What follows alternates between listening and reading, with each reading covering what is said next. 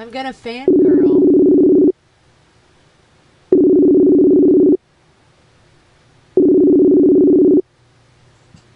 Hello. Hello, Raven. Hi. Hi, Raven. This is Raven. Hold on a second. There you go. I got you on speaker now. We have two Ravens on the phone with us. Hi, Raven. How are you? I'm good. How are you? I'm great. I'm so glad I got to meet you finally. I know. I'm so excited. Like, I can't express how excited I am to so meet many years of us being like, social media friends, and then to finally meet was really cool. Yeah, totally. So I'm trying not to fangirl because I'm like seriously excited that you guys are going to be playing the festival. I am super excited about the festival, and thank you for having us. Hell yeah. We're big fans.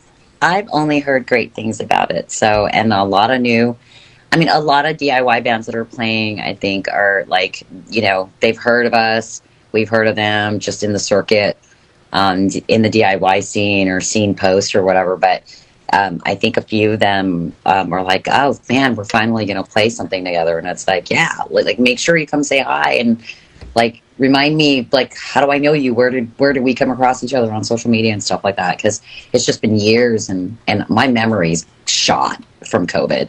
Like, I absolutely lost any ability to remember anything anymore after COVID. It's like all the years just meshed together now. That has happened to me too. I've had COVID twice now, and it is so difficult to think straight and to remember shit. Yeah, it's like I know I'm getting older, but I mean, I don't think that has anything to do with it. It could, but no. I mean, like, I just like. It's not even that, but I have had a crazy year. So I think that has a lot to do with the fact that I'm already like ADHD and I'm already squirrely. Like, I have a million things on my mind at any given moment. But then to have COVID happen and then now to do, this is our 5th time out this year back to back. So my head's just been spinning, you know what I mean? Like nonstop. Oh, I bet. I mean, I sort of feel that same way too. We've got our radio station, our PR company, our festival, which takes a year to plan. I've got kids. Yep. I've got an art business. Like, I don't even know what fucking day it is. I don't know how you do it. I would be a lunatic mother. This is why we decided not to have kids. Because I think I would, first of all, I'd be a helicopter mom, like big time. Mm-hmm. Like SWAT team, helicopter, Navy SEALs. and I think I would drive my kids crazy and they would hate me. So I decided not to have children. Well, I have to say, though, I was telling my kids the other day because I was like, are y'all at the age where I'm lame and shit now? And my almost 13-year-old said, no, Mom, you're like the coolest mom there is. So there is something there, That's so sweet. Yeah. It is. Like, and this. No, I mean, I do. I envy you guys because you have these beautiful creatures that you've created. But then I don't envy you at times when I see you go through what you go through. Oh, man, it's hell. And, I'm the type of mom that I'm at that school all the damn time. Because, if somebody says something bad to my kids or somebody pushes religion on them, I'm like, I would violent. Right. I don't have time really to fight these battles, but I, can't turn a blind eye either, so. Yeah. I would love to see that. Well, both the boys will be at the festival, and I know they're dying to meet you, so. For sure, we got to take pictures and, definitely hang out. We do. And we do hang out. We're not, every festival, we're not, the kind of people that just stay in our bus or whatever. We actually go walking around and meeting people, and I visit a lot of the other bands' booths and still, listen to their music. And, I try to, check things out. Even with tonight, I really dove into Summoner Circle's Spotify list. Oh, they're amazing. Oh, you're going to love those guys. I like what they're doing. I like the whole concept and the lore because, I can appreciate that because we have lore, So it was pretty cool to check that out. And they're hilarious, too. When you meet them, they're going to make you laugh so hard. They're just ridiculous. Cool. Well, yeah. And of course, Casket. Yes. Oh my gosh. You guys have a tour with them too, also that's happening right now. We played Michigan Metal Fest together, and then it just so happened that you know, the friends that I chose to go on tour with this October, they just happen to both, you know, Cultist Black and Casket were both playing Michigan Metal Fest, and then now Casket and I are playing your festivals, you know, Tennessee. It's Tennessee Metal Devastation, correct? It is, yeah, that's correct. It's a long name. Well, I just don't, I always want to, for some reason, my tongue twisting goes to Metal Devastation right away, not the Tennessee part. I assume people know it's in Tennessee, but then I always go, oh no, it's Tennessee. Yeah. Metal Devastation. Apparently now I'm called an edgelord for having that name too. We've had that name since we started our radio station 10 years ago in October. That's great. Yeah. Well, you know what's crazy? Because I had never been to Knoxville all these years. You know, we had never been to Knoxville, I don't think. And it's always been Nashville. And then finally we go to Knoxville, and I was worried because I was like, I've never been here. We're not going to have a good turnout, blah, blah, blah, blah, whatever, you know. Nobody knows us here. But, you know, we had a decent turnout for a weekday. I was actually very surprised. But we got a lot of love in Knoxville. So I'm kind of excited. And Nashville, Tennessee, we have a lot of great people out there, you know. Yeah, absolutely. Now, I will give you a heads up. I don't know if you've been keeping up with the fact that we're in West Tennessee, and our town is kind of small, and we have to constantly fight back against religious extremists. And so... I did see something like that you posted about it. Oh, it's constant. Like, I'm not even joking. The place that we had our festival last year, their stage had been there since 1969. Johnny Cash had performed on that stage. And in order to keep us from coming back, they shut their whole stage down. Wow. Yeah. So we're in a new venue this year. We don't know what the turnout is going to be, but we expect it to be on par with last year. And we're a new fest. But we're so excited to have you be a part of it, and we're going to grow this thing. We're going to stay strong and grow it big. You know what? The funny thing is, everybody always, you know, the rejects always tell me, you know, here they send me links to like submit for Blue Ridge, submit for blah blah, submit for, and I go, I have never ever submitted for a festival in my entire career. I feel that if they want us to play the festival, they'll reach out to us. Yeah. It's you know, it's take it back to my dating habits back in the day. You know, I was a single girl that hung out with my girlfriends, and if a guy offered me a free drink or to buy me a drink, then I would say yes. But I'm not going to go stand at the bar waiting for somebody to buy me a drink. Oh, totally. Yeah, I'll buy my own drink. You know, like that's kind of how I look at it with festivals. Is like, you know what, they will reach out to me when they want us to be a part of it.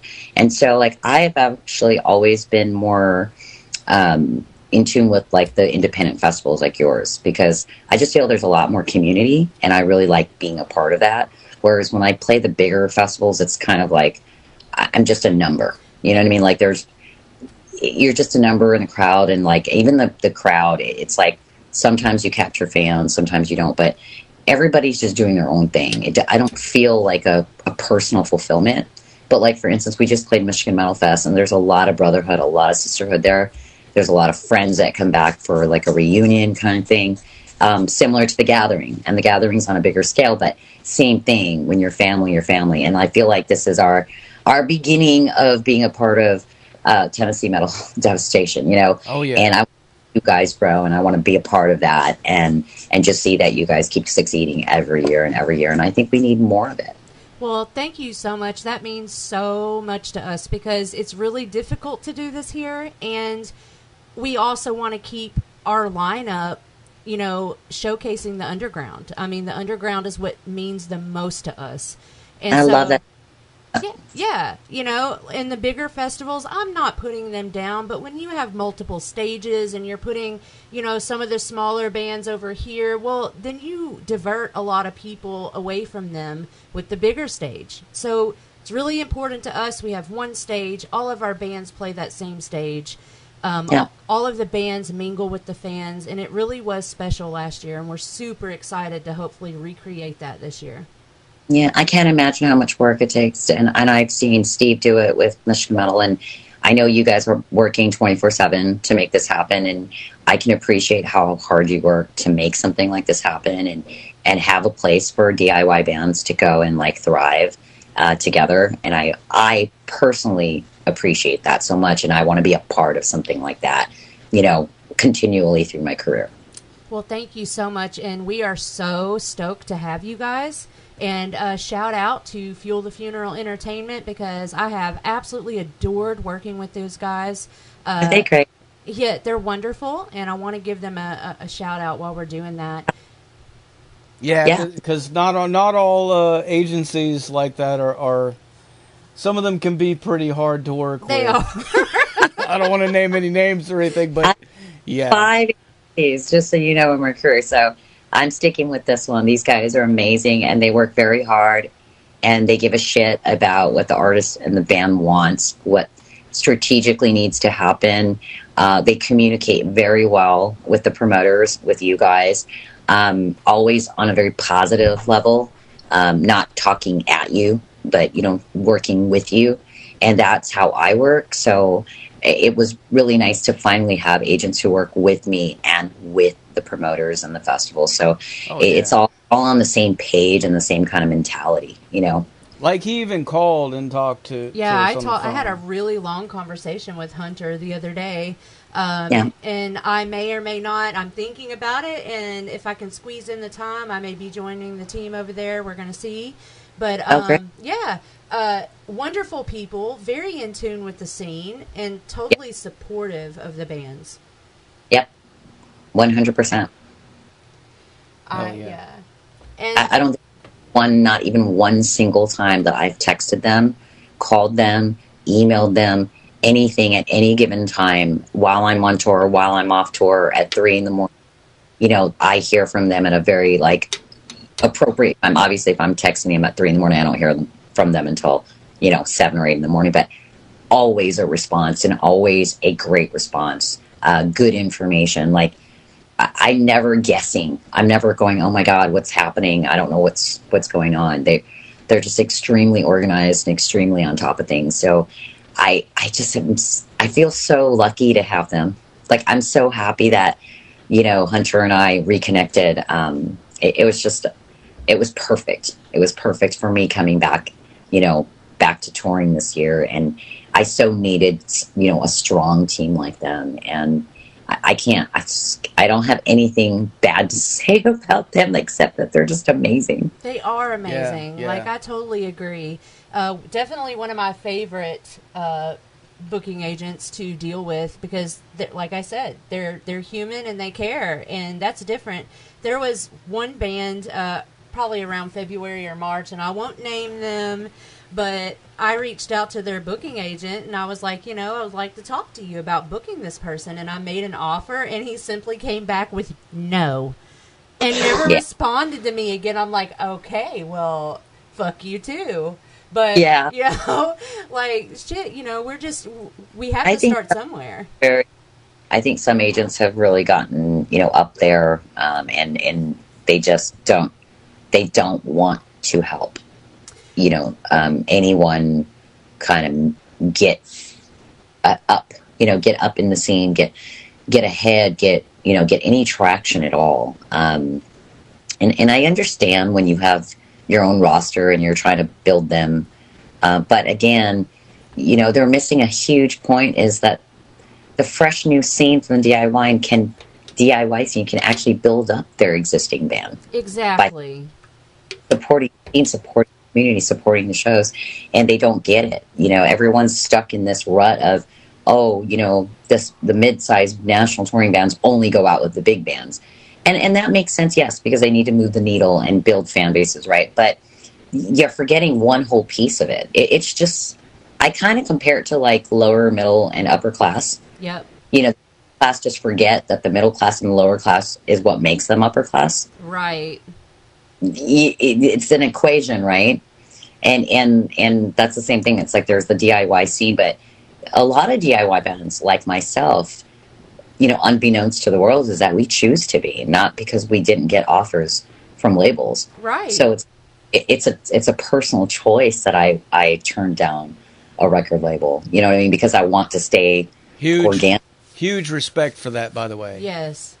Yeah, I mean, I seen what they've done with you know, bands back in the day, yes, a record label did something for them, and they did artist development, and there was a lot of budget towards that, and it was prior to streaming and the internet and all that. But the way the music industry is now, and how a band will succeed or not in the public, you know, in the mainstream or whatever, is it's not even always just even your music. There's tons of bands with great music, and it's not even about that. It's all marketing. It's all numbers and streaming, and it's all a numbers game, right?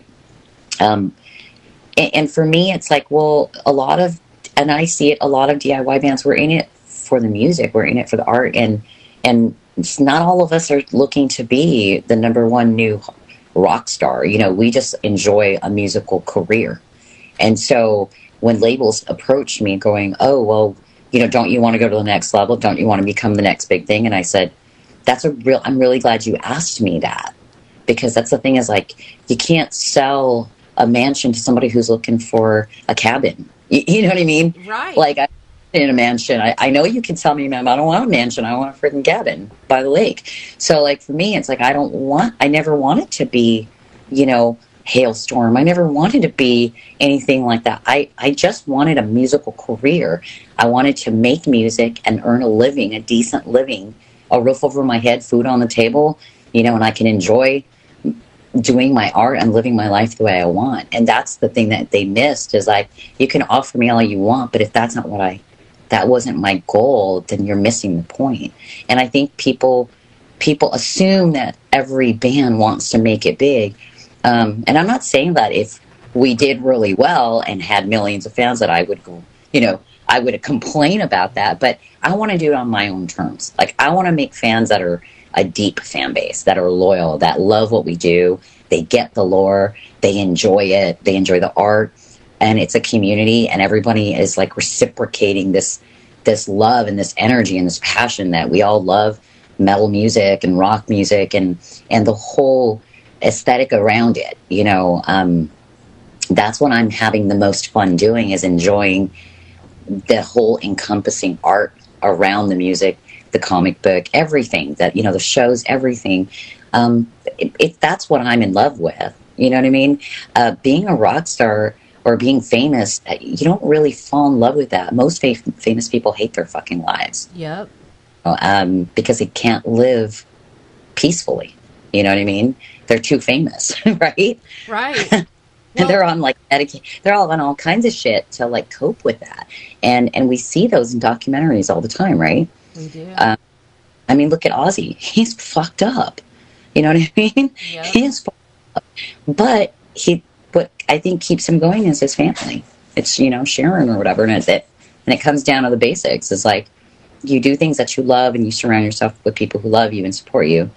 Your life is pretty good, you know? Absolutely. Yeah, definitely. You know, that kind of goes back to what we were saying earlier, too, about like with your agency, too. Like, you know, because they were so cool, they stuck in my head. And I was talking to a band just the other day, and they were asking me, some band from Europe, and they were asking me about agencies over here that could help them possibly. And I was thinking of some names, and I name dropped them right away. I was like, yeah, actually, I do know somebody that might be able to help you, you know? And, and that's so, like, building relationships with cool people really goes a long way, too. Like, it does. Not being a dick, you know, like... Yeah. You know? Be a dick. There's no reason to be a dick, you know? There's not. And, you know, going back to what you said, you know, us as a PR company, we get told all the time, you guys do this for so cheap, you need to raise your prices. But it's never been about being wealthy or charging a lot or any of that for us. We want to be affordable for the DIY, the underground bands that can't afford $1,000 for a PR package, right? So we could be making a lot more money, but what we enjoy, our passion, is truly the underground. And correct. that's why we do what we do. Yeah. You're right. The DIYs need you. They need to learn how to get their music out there, how to get press releases, how to, you know, expand that so that they can build fans, so they can actually go play shows and somewhat earn some kind of a living, not even as a living, but to continue to invest in creating more music. And it's just it's a wheel, you know what I mean? And if we're all working together, that wheel keeps moving. And that's what I always try to, like, people are like, well, why would you take this band out or whatever? They've never toured before. They have no draw. But I go, because I like the people. You know, I want to play a show with them. I want to experience a tour with them. I want them to experience a tour. This isn't all about just draw and tickets and all that. It's also about the fans having a great show, the fans enjoying meeting great musicians who are kind people, who will remember them, who want to spend time with them, who want to sign autographs. It's not always about the money. Exactly. Yes, I hustle merch because I have to pay for shit so I can go out and see my fans. I want to see people. I want to play a show for them. I want to perform. I want to entertain them. I want to connect with them. Yes, they can listen to my music all day long, but at the end of the day, when I am screaming or singing to somebody and looking at them in their eyes, that is a whole nother experience. That is a lifetime gift, you know, to each other. And that's what I enjoy most out of everything that I do, you know, is that connection. And so I have to tour. Like, I want to be out there. I want to see everybody. So for me to afford that without a label, without any big investors, I have to sell merch. I have to slang merch, you know, and people get it. And I'm pretty transparent about it, you know. Well, like right now, I'm hustling e-raffle tickets and mystery bag and my comic book, because I need gas money. I got to get to El Paso for this tour, and it's like $800 from where I am to the first show. Oh yeah. Gas tank is not cheap, you know. Well, we do want to toot our own horn here and say that's one of the reasons at our fest that we not only do we not charge vendors or take any percent of what they make, but any bands that play our show keep 100% merch. Yeah. We think that is so important, and we very much encourage all other venues out there to do the same. Yeah, I mean, this is how we survive. And the thing is, you know, if we keep killing off the DIY scene, or we keep killing anyone that's trying to make money to keep going, we're no longer going to have a scene. I mean, that's what happened to our community, right, in the first place. Yep. Started to come back. But yeah, I mean, I understand businesses have to make money. I understand venues have to make money. They have to pay these guarantees, you know, for artists and things like these big bands that have these huge guarantees. But those bands also pay for themselves to some degree. I mean, you take a big band, you know, they sell enough tickets that they've paid themselves. So the venue's still profitable at the end of the day. But when you talk about the smaller, mid-sized venues that are trying to survive, especially post-COVID, the DIYs, that's why they book us. That's why the promoters are pulling us in, because we are at some way, somehow making some money. Everyone's making some money. No one's getting rich, but the venue can make money on bar, right? They're also they're getting part of the tickets. They're making sure that they're paying guarantees. The guarantees don't make the bands rich, and everybody knows this. Right. The band uses that guarantee to pay for gas and their merch bill, so that they can continue to make music. And it's usually a break-even situation. But then the venue's surviving, and the band's surviving, and everyone is surviving, and people are having a great time. And I think that's really important for people to see it for what it is, right? Absolutely. Like, I'm sure it doesn't make you guys rich, you know, but it's something you love to do. It's something you love. And I don't understand how crazy I am right now. Like, I'm insane right now with stress and raising money and organizing everything, getting ready to go away from home for a month, you know, risking my life on the road, right? But why? Why do I do that? Why do I put myself through the stress? Why do you guys put yourself through the stress? Because we love music. We love the scene. We love what we do. And so it's all worth it in the end, you know? When you home and you're broke, or you come home and you break even, or you come home and you're like, shit, I'm in the red, you know, but you're like, but you know what? I had a fucking blast, and we changed some people's lives, and that's fucking what matters. Absolutely. I mean, Zach and I have been having to give each other pep talks, you know, because last year we broke even, which is great for a first year fest. But this year it's costing us a lot more money, and just like the bands, we look to make our money off of our merch. And so, you know, we sit here and we're like, oh my God, this is so stressful. What if we go in the red? And I told Zach the other day, I was like, if we do, we fucking have a blast, and then afterwards we lick our wounds and we move on. That's what you do when you love something enough that you take a risk. Yep. It's like shopping. You want to buy something that you really love, you're willing to spend the money on it. It's the same thing. You know, I always tell people, you know, we're human. It's just like some people save up to go on a Disney vacation with their kids. You know, some people save up money to buy that dream car they want, right? Or the motorcycle, or a purse, or, you know, people have different things that they want.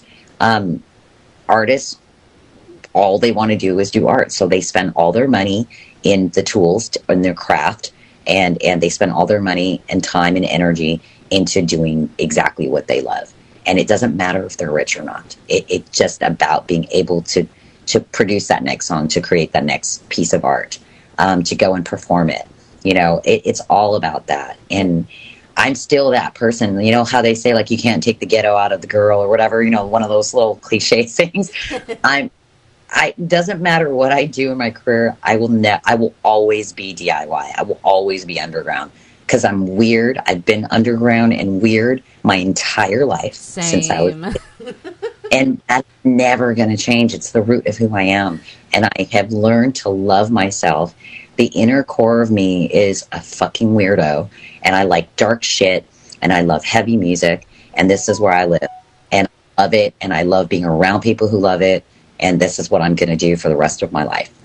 Oh, well, you're speaking to my soul here. Yes, I know, but this is why we get along, because we're like-minded people. You know, we all love the same things. We love the same energy, and I think when you get enough people like that together, it's a beautiful thing.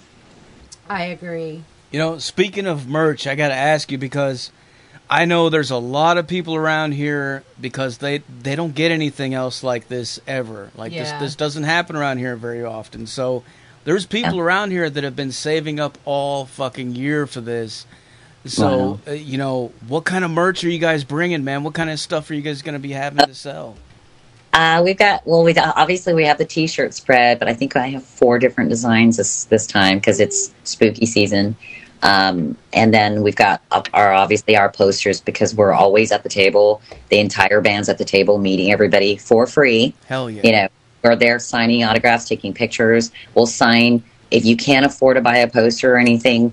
We have some free, like, postcard kind of stuff like that. It doesn't cost a lot for us to print, and I give that away, and I sign something. So if somebody comes up and says, can you please sign my ticket or this napkin, I sign it, but I also give them something, because I want them to remember us, and I want them to remember the experience of meeting Raven Black, of seeing us perform, of listening to our music, you know, just being a part of something. I want them to feel part of it, that now they're a part of the Rejects. They're a part of our world, and that's really important to me. And to every member that I've ever worked with, that's like, well, exception for 2 of my ex-members, but most of the people that I have ever worked with in Raven Black get that, and if they didn't, they're no longer working with me. So that I'll leave it at that. But, you know, every experience, it's really important that they come up and have somebody can afford a $5 something or a $10 something. And some people are big spenders. They'll buy the bigger items, the collectible items. So we always have a spread that fits every single person, young, old, you know, heavier, darker art to fun, cute, spooky art, you know, because it's kid friendly. We're very kid friendly. Although I have to say, I'm very surprised. A lot of the kid rejects really like some dark shit. Yes, so, they do. I want that shirt, and it's like, okay, all right, you want the pentagram, right? Yes, I love it. They teach me so much, you know, because I naturally have this censorship because we're in the public eye, right? We're careful of what we say, right? But then at the same time, these kids, you know how kids are, they just have no filter. Right. They're just, so, you know, they go, yeah, them fucking assholes. And I'm just like, you know what? I'm going to say that too. That guy's a fucking asshole, right? But they give permission to not worry about censoring myself and just being the true me. And if I want to express something, I can express it freely and not worry about judgment or criticism. And I think that's really important in the art world. in the music world, that we don't feel censored by the public. And, if people don't like it, go away. It's just like the festival. You guys you couldn't play at the old place. You went to a new venue. I mean, there's always a place for us. And I say there's always a place and a home for us weirdos. You know what I mean? We'll gather together, right? Oh, yeah. Somewhere. We create one. If there isn't one, we create it. We create our own environment, correct? And it's fun. It's fun, and there's so much love. And so, so at the table, we'll have posters. I have a couple of new cool things that will be debuting this tour. One of them being, we're going to have some weed seeds, because, Raven Black is very 420 friendly. Yeah. But we met these guys at Michigan Metal Fest. They had a booth, and of course, like I said, I walk around and try to meet as many people, and just say hi. Just say hi and let people know I'm approachable, and I'm just like you guys. I'm here enjoying the festival too. I want to have fun too. I'm here to have fun too. So I do buy stuff. I do support a lot of the vendors in the booths. I know they're there all day working, and they have some really cool, interesting stuff. But we have 2 mystery bags, because, I'm the queen of, mystery bags. Because I just love grab bags. So this is my childhood thing, okay? So we have a mystery bag. You're either going to choose the trick bag or the treat bag, and you don't know what's in it. So people can choose whether they want the treat bag or the trick bag. Trick or treat. I love it. Hell yeah. Yeah, that's going to be something fun.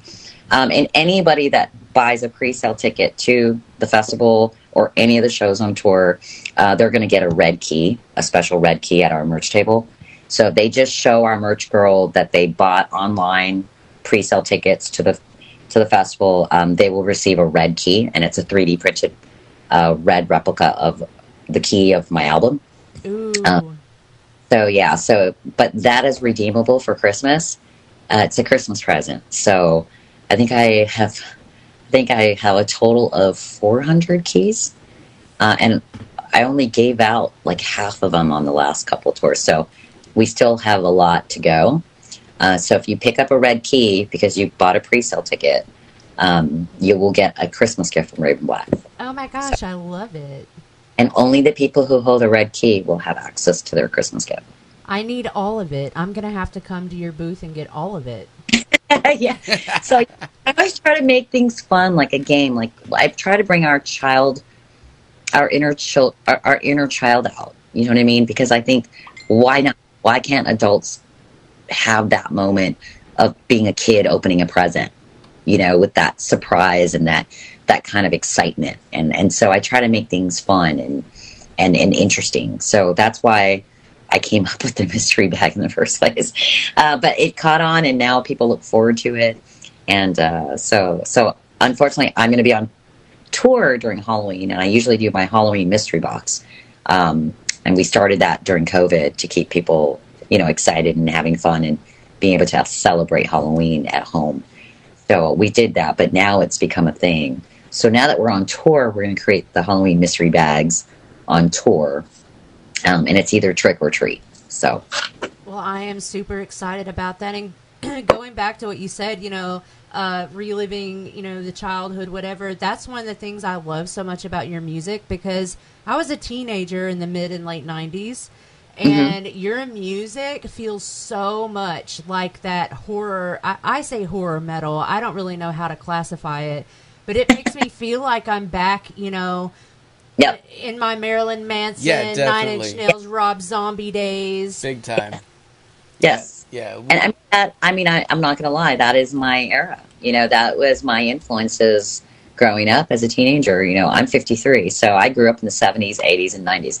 That's my teenage years of influence, right? I was a total emo punk metal kid, I used to write OZZY on my fingers, with my marker. I used to write all over my Vans, my slip-ons and stuff like that. So, or my Chucks. One or the other. I had, black pen, Sharpie, writing stuff. I used liquid paper. I don't know if you remember putting liquid paper on your shoes, but I did. Yeah. My punk scene, I had a lunchbox, drawn and sketched up and tagged up. That was my purse. was my lunchbox. I had a Star Wars lunchbox, okay, and I painted on it and drew stuff on it and doodled on it.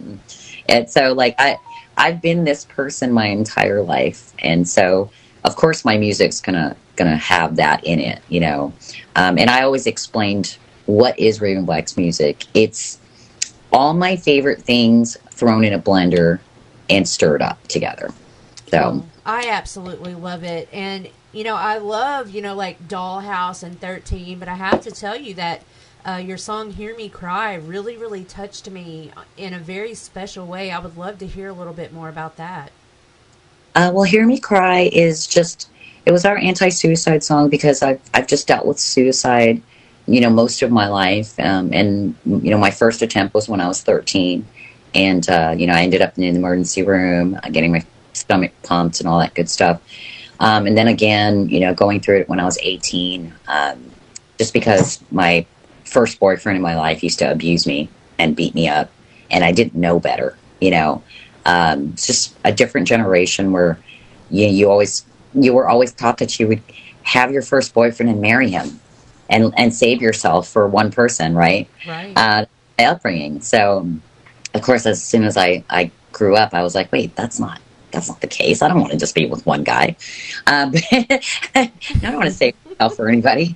But you know, but it's just one of those things that's like broken innocence. But Hear Me Cry is really about, when I wrote it, it was really, really a time when, you know, people forget that as artists, we sometimes deal with a lot of depression, or I would say it's kind of lonely, you know what I mean? Because you're always working, you're very in your own head, in your own headspace. And sometimes it's like, who do you talk to? If you're always the one that's giving advice, you're always the one that's helping others. And I'm a giver. You know, in life, you're either a giver or a taker, right? Mm-hmm. And I've really acknowledged that I was a giver, and I'm not a receiver of things. I have to earn everything that I want, right? I have to go and earn it. I have to go make it happen. It just doesn't come to me. So, you know, struggling with all the traumas that I've had, you know, and I wrote an autobiography. I don't know if you've ever heard that. I wrote a book when I turned 50. No. It was a bucket list item that I've always wanted to do because I've just been through so much trauma in my life, that I wanted to share my story. I was always going to do it when I turned 50 because I was like, by the time I'm 50, what the hell am I going to experience? And I'll just share all of it. And that way it can help others cope with the traumas they've experienced. So it had nothing to do with the music or anything. It just happens to be that I'm a musician now. But whatever I would have been doing, I still would have done my autobiography at 50. So I only released 100 copies because it's very personal. It's my life. And it is available digitally. So if you want a copy, I'll send you one, Raven. But I would love one. Yeah, so thank you. But I basically, the whole book is just me sharing I wouldn't say the highlights, but the turning points in my life, you know, from like age 6, and it's, you know, it's heavy. So like age 6, I was molested, you know, age 13, I attempted suicide. Age 16, I was abused and raped by my boyfriend. At 18, I was suicidal. At 23, I became addicted to crystal meth. I was a tweaker for 2 years. I went to jail, LA County. I was in the real orange, not Raven Black, but orange black. But I went to rehab, psych ward, 13 days. That's why my album's called 13. For 13 days, I did rehab, and I came out of crystal meth. I still have the damage from those days. I was diagnosed 5150, which is borderline schizophrenia. It's a California code. So, you know, I was clinically diagnosed that. And then I went through really big manic depression after, you know, coming out of that because I had destroyed my life during the tweaking days. That 2 years, I lost everything that, you know, my car, my place where I lived, my clothes, my ID, like I lost everything. And I kind of went into a really deep mental psychosis. So I wrote a lot during those times too. But then I came out of that, and, you know, I was again, you know, raped during that period of time. So it's just one of those things that all these traumas, but what I wanted to do is really share my music. And if you really look into my lyrics, it's about overcoming those traumas. And, you know, no matter what hardships you've been through, you could still wake up, get up off the floor, you know, and love yourself and go and pursue your dreams and go and do something you love and change your life and surround yourself. That's the key, to surround yourself by people who actually love you for who you are, accept you for who you are, and support you. And that's how you can attain the things that you want to do in life. You know, that's what you need. That's the key to it all. And so the key was born from that. And so Hear Me Cry was about learning to ask for help, learning to talk about your traumas, learning to talk about the ugly things in your life so that you can actually heal from them. Because, you know, suppressing all that, you live with it, you know, more on the surface because you've never dealt with it. You've never released it out of yourself. So Hear Me Cry was all about kind of that isolated inward suffering that you actually put on yourself. And so, you know, to let it out, to allow yourself to ask for help and to speak up that you are in this state of mind, that you are, you know, you have suicidal tendencies or suicidal thoughts, or that your depression is overwhelming. You don't have control anymore. And when you reach out to anyone, that there's so many people out there that are willing to listen. And sometimes just talking about it is the big difference, you know. And for me, I've helped a lot of people along the way in my career, just privately. It's nothing that's publicly known on Facebook, or, you know, I don't advertise those private talks that I have on Messenger with people, with fans, about their situations, you know, when they're going through something and they've got, you know, they're cutting themselves, or they've got a gun loaded, you know, and it's 2 a.m. and they message me and I message back and I have a full conversation with them. Oh, wow. And that's the stuff I don't really advertise, you know, that, but what it did is it inspired me to write lyrics. And that's what Hear Me Cry came out. That's how Hear Me Cry came to be. During COVID, I just felt a lot of people were reaching out and feeling very, very suicidal or very depressed. And so the song, I felt like it could help people get through those dark times and know that someone's always listening and someone's always there if you need. You just have to reach out. Wow. This is like, it's made me feel very emotional. I haven't gone through everything that you have, obviously, but as a woman, you know, I too am a survivor of rape and sexual assault. And of course, I've had people close to me who have chosen to leave this life. And a lot of that is what spurred me on to get my master's degree in clinical mental health therapy. I was a therapist before we started doing the PR stuff. And just big kudos to you for everything that you've been through, but being able to pull yourself up and, you know, still be here. I'm glad you're still here. Yeah, And that is a true story right there of survival. yeah, and thank you for sharing that with people and being vulnerable and letting people know that they're not alone. Yeah, I mean, that's basically it. And that's the root of me not wanting to be, you know, the big rock star or label or any of that, because, you know, I'm not doing what I'm doing for that reason. I'm doing it to help people and to leave that part of myself with this world before I go onto the next life, you know. And I just chose my artistic abilities of, you know, lyric, writing books, stories, music. That's just the platform I chose to help people. Well, it's a beautiful thing, and you seem like just such an amazing person, and I can't wait to give you a big hug. Thank you. I get to see you again. I know. So we're 3 weeks out. 3 weeks from tomorrow. I know. Please don't say that. I'm leaving 10 days. What? I know. Look, I am daily in like these full panic attack meltdowns, but we're gonna get through this. You know, we will. I just got home, and good news. We just finished the album for Yay. Raven's Diary. Oh, I'm so excited. Yeah, and we've already tracked 4 of the upcoming, 4 of the new songs for the 5th album, which is, so Raven White is the softer side of me. So it's a ballad album and a tribute album to my father, who passed away at the end of 2021.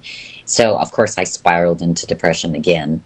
That just knocked me off my feet. I was suicidal again after how many years? 20-something years of being clear of suicidal thoughts. I went right back to it when my dad passed away. So I poured every single tear, and, I was like literally convulsing, crying, sobbing, where you shake and you're stuttering. Yeah.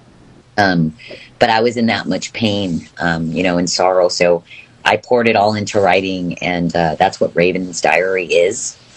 But again, like anything that I do, I came out of it. So at the tail end of the album, it gets darker, and I start to wake up from my depression. So that will lead into the next album, which is the Black Album. So Raven Black's Black Album is coming number 5 next year. So we've already, we've already tracked 4 of the songs. So very excited, and I'm not going to announce it yet, but we're doing some collaborations with some great other musicians in the world. So there's going to be some collaboration songs on the 5th album as well. Oh my gosh. I'm totally excited about that. And sorry for the loss of your father. My father died in 2001, and it changed my life forever, so I can totally relate. I still shake and sob 22 years later. So my condolences there. For you too. Thank you. Thank you. Well, I know that we do have another interview coming up, so I won't keep you much longer, but this has been a truly amazing conversation. Is there anything else that you'd like to tell the fans that are listening? Just when we're at the festival, please come up, say hi. Don't be shy. Don't be shy to ask for pictures. Don't be shy to ask questions. We're just people, and we're there to hang out with you guys and make it a great festival. So, I can't wait to see everybody. Hell yeah. Hell yeah. Well, we're so excited to have you. Thank you for having us. We're really excited. This is going to be this will be the 3rd festival this year, so we're really, really excited. Yay. Fuck yeah. Well, before we let you go, can we get you to make us a station tag real quick? Sure. What do you want me to say? Whenever you're ready, say something like, "This is Raven Black, and you're listening to Metal Devastation Radio." Hi, this is Raven Black, and you're listening to Metal Devastation Radio. Fuck yeah. Yeah. All right. Well, what I'm going to do now is we're going to blast some more Raven Black for these motherfuckers so they can go crazy, all right? Awesome. Thank you guys so much. Thank you. We'll talk to you soon. All right. Take care. You too. Bye-bye. Bye. There you have it, folks. Raven Black live on the Zach Moonshine Show with Metal Devastation motherfucking radio. Like I said earlier, man, put your speakers everywhere and make everybody fucking hear this shit. If you don't see U-Haul trucks tomorrow, you got cool neighbors, because they should enjoy this, because this is good fucking music. You know what? Amazing music. I'm always saying make your fucking neighbors move out because the shit's too loud, but the truth is, no, man. You should have good fucking neighbors that fucking enjoy this kind of shit and fucking have a good time with you, and if you don't have good neighbors, then blast them the fuck out and make them move. Yeah, U-Haul trailers, remember? Hell yeah. Here you go. Here's some Raven Black for you motherfuckers. Get your tickets now, goddammit.